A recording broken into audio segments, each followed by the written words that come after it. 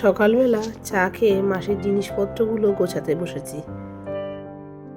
আমার মাসকাবারি জিনিসের লিস্টে থাকে এই চায়ের কাপগুলো, কারণ মাঝে মাঝেই আমার জায়েদের নিয়ে বসাই চায়ের আসর। এই দেখো বন্ধুরা, সকাল সকাল আমার বাড়িতে বেড়াতে এসছে গোপাল আর গৌরাঙ্গ।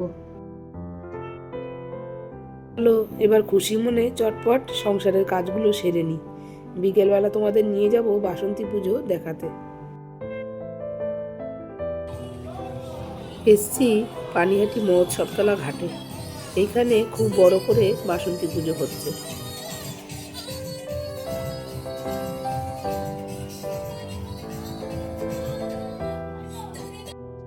পানিহাটি মহোৎসবতলার এই ঘাটটা আমার খুব পছন্দের জায়গা।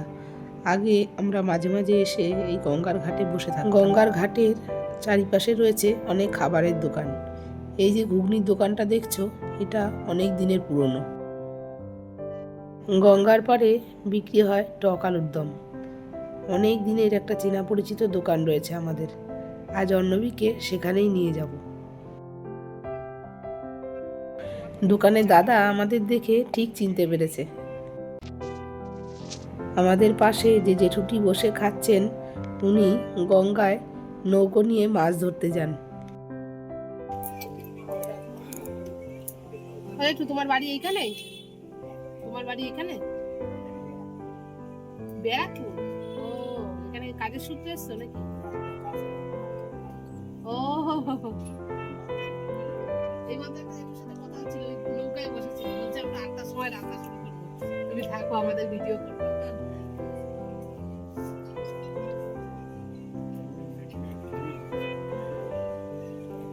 সত্যি ওনাদের কি সুন্দর একটা জীবন। তোমরা সেই তাহলে 8 দিন পরে বাড়ি যাবে? এখন প্রায় 6:30 বাজে। গঙ্গায় জোয়ার এসছে। ভাবলাম একটু গঙ্গার জল নিয়ে বাড়ি যাব। জানো তো বন্ধুরা, ছোটবেলা থেকেই মায়ের সাথে যখনই গঙ্গায় আসতাম, মা হাতে 1 টাকা দিয়ে বলতো গঙ্গায় দিয়ে প্রণাম কর। আমিও অর্ণবীকে সেটা করতে বললাম। মাকে হয়তো দিদা শিখিয়ে দিয়েছিল, মা আমাকে শিখিয়েছে, আমি এখন অর্ণবীকে শেখাই। ঘাটে মা অন্নপূর্ণার বিসর্জন হচ্ছে। সত্যি বিসর্জনের সাথে কি বিষাদের সুর। এত কষ্ট লাগে। মাকে প্রণাম জানালাম আর বললাম, তুমি আবার এসো মা। বিসর্জনের জন্য আরেকটি ঠাকুরও দাঁড়িয়ে আছে। গঙ্গার ঘাটের পাশেই দেখলাম অনেক জ্যান্ত ট্যাংরা মাছ নিয়ে বসেছে। এবার তোমার দাদাকে তো সেই মাছ কিনতেই হবে। প্রায় 1 কেজি ট্যাংরা মাছ নিয়ে বাড়ির দিকে রওনা দিলাম। শুনেছি বসন্তকালের এই বাসন্তী পূজাই নাকি বাঙালির একসময়ের শ্রেষ্ঠ উৎসব ছিল।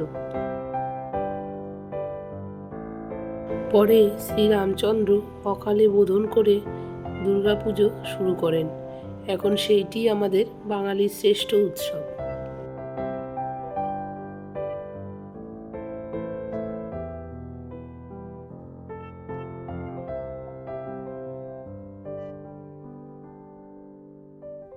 এখন আমরা আছি আমাদের বাড়ির খুব কাছেই ঘোলাতে। এইখানেও খুব সুন্দর করে বাসন্তী পুজোর অনুষ্ঠান অনুষ্ঠিত হয়। রাস্তায় খুব সুন্দর করে লাইটিং সাজানো হয়েছে। মনে হচ্ছে যেন দুর্গাপুজোই হচ্ছে। সত্যি দুর্গাপূজা তো বটেই।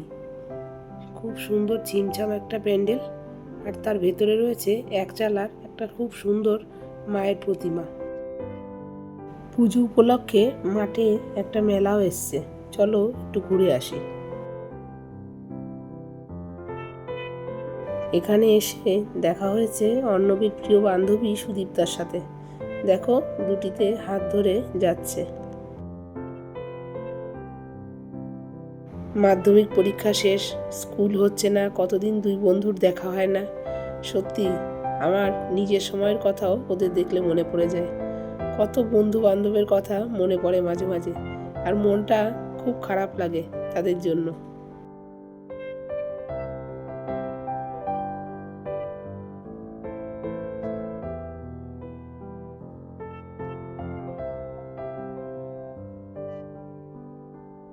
দুই বন্ধু পছন্দ করে দুজনকে দুটো কানের উপহার দিয়েছে।